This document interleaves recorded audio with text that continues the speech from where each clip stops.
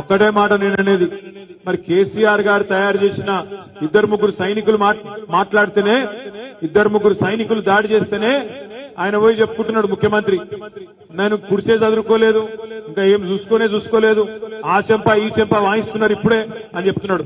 మరి కేసీఆర్ గారు అడుగు పెడితే అసెంబ్లీలో ఎట్లా ఉంటుందో ఈ ముఖ్యమంత్రి గారికి మీరు ఆలోచించాలని చెప్పి నేను కోరుతా ఉన్నాను. అసెంబ్లీ సమావేశాలలో వైట్ పేపర్ ప్రాజెక్టుల మీద రిలీజ్ చేస్తాం, ప్రాజెక్టుల హ్యాండ్ ఓవర్ మీద చర్చ పెడతాం.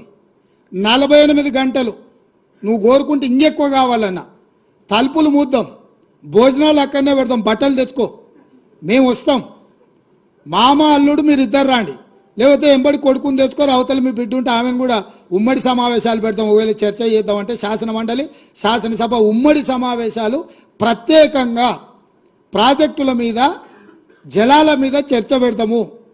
మాకెవ్వరు లేరు, నేను మా ఉత్తమ్ కుమార్ రెడ్డి గారు ఇద్దరమే మాట్లాడతాం. సంబంధిత శాఖ మంత్రిగా వారు మాట్లాడతారు, ముఖ్యమంత్రిగా నేను మాట్లాడతా. చంద్రశేఖరరావు, హరీష్ రావు, తారక రామారావు, కవితారావు నలుగురు మీరు ఒకరి తర్వాత ఒకరు అలచిపోకుంటే ఎంతసేపు అయినా మాట్లాడదాం, చర్చ చేద్దాం. నీకు చిత్తశుద్ధి ఉంటే, నీకు నిజాయితీ ఉంటే ఈ చర్చలకు రాకుండా ముఖం చాటేయకు చంద్రశేఖరరావు.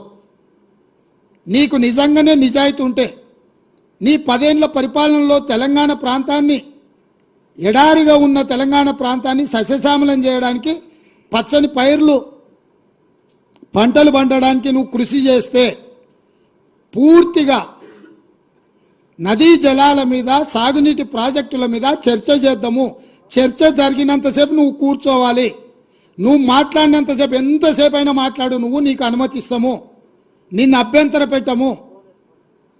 నువ్వు నీ అల్లుడు, ఎందుకంటే 5 ఏళ్ళు ఆయన మంత్రి, 5 ఏళ్ళు ఈయన మంత్రి సాగునీటి ప్రాజెక్టు, 5 ఏళ్ళు ఈయన ముఖ్యమంత్రి, 10 ఏళ్ళు ఈయన ముఖ్యమంత్రి, 5 ఏళ్ళు ఆయన ఆర్థిక మంత్రి. వ్యవహారం అంతా మామ అల్లుల మధ్యలోనే జరిగింది. మీకు పూర్తిగా అవకాశం ఇస్తాం, ఒక్క నిమిషం కూడా నీ మైక్ కట్ చేయం చంద్రశేఖరరావు, రా. ప్రతి డాక్యుమెంట్ తీసుకొని నేను మా మంత్రివర్యులు ఉత్తమ్ కుమార్ రెడ్డి గారు మేము మాట్లాడతాం, వాస్తవాలను ప్రజలకు చెప్పుదాం. ఎవడు ద్రోహి, ఎవడు దొంగ, ఎవడు లొంగిండు, ఎవడు వంగిండు, ఎవడు ప్రాజెక్టులను తాకట్టు పెట్టిండు,